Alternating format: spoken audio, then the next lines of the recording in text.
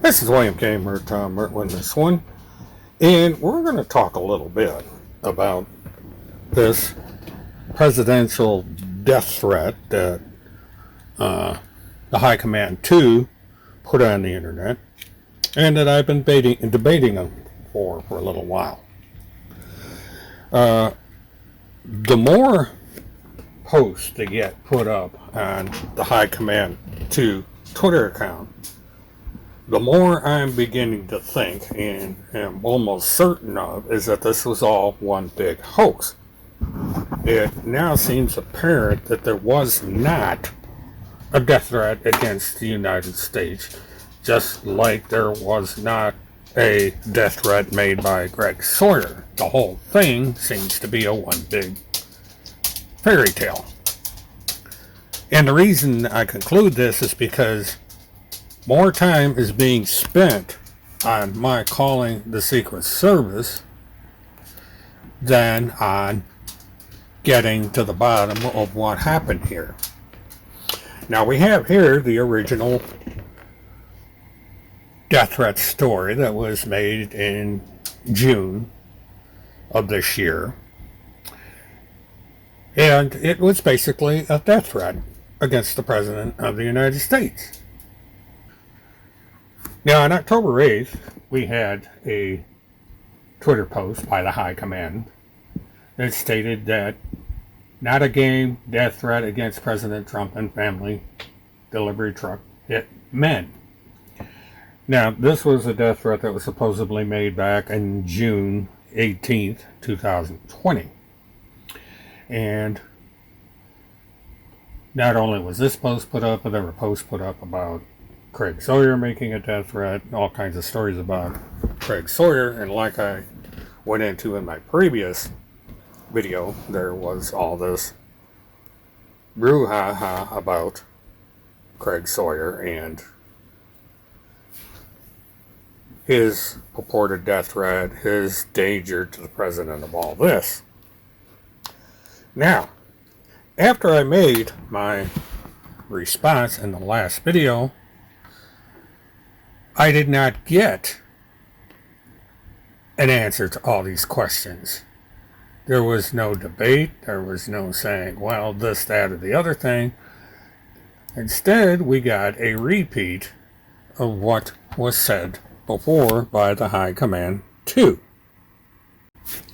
Now, High Command put up one post that said something to the effect, William, Murtaugh, Florida, live stream call to U.S. Secret Service to report a news story published about death threat against President Trump. He requested the public carpet bomb the Secret Service with calls about Timothy Homestead. He said, the squeaky wheel gets the grease. Well, yeah. Now, there was a hashtag here, federal offense. Now, the High Command, being a legal expert that he or she claims to be, might want to clarify what federal offense is being levied here. Is it posting a, quote, news story that is in fact a hoax? Or is it a federal offense to call the Secret Service and tell them that a post is being made about the President of the United States receiving a death threat? And there are in fact several of them. Now, it would seem in my book that if somebody is claiming that there is a death threat against the President of the United States, then it deserves to be looked into. Apparently, the High Command disagrees with this, and thus we have this thing saying that I was simply posting about a news story. And it would seem to me that the High Command is actually confessing to this whole thing being a big hoax. The High Command then makes another tweet saying as follows, William Murtaugh, Florida, live stream to call U.S. Secret Service. Florida's wiretapping law is a two-party consent law. Murtaugh makes it a crime to intercept or record a wire oral or electronic communication in Florida unless all parties to the communication consent. This is wrong.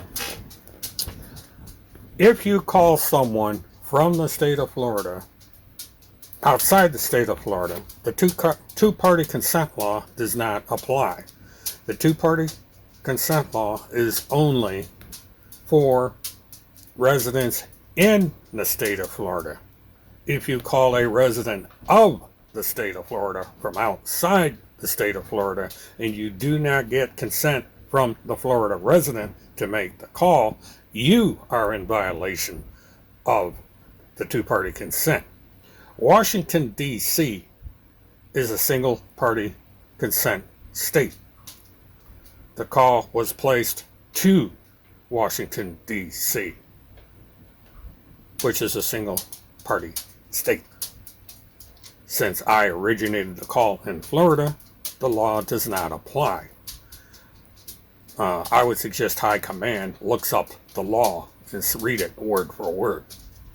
Because Tim Homseth has done the same thing. He has called people from outside the state of Florida to residents of the state of Florida. Since the resident lives in the state of Florida, the two-party consent law applies. Now, the High Command is spending more time and effort on the fact that this call was recorded and not on the fact that there was a alleged death threat to the most powerful person in the world, or at least he used to be. Now, this is a pretty serious allegation when you go around saying that there is a death threat that's been made against the President of the United States.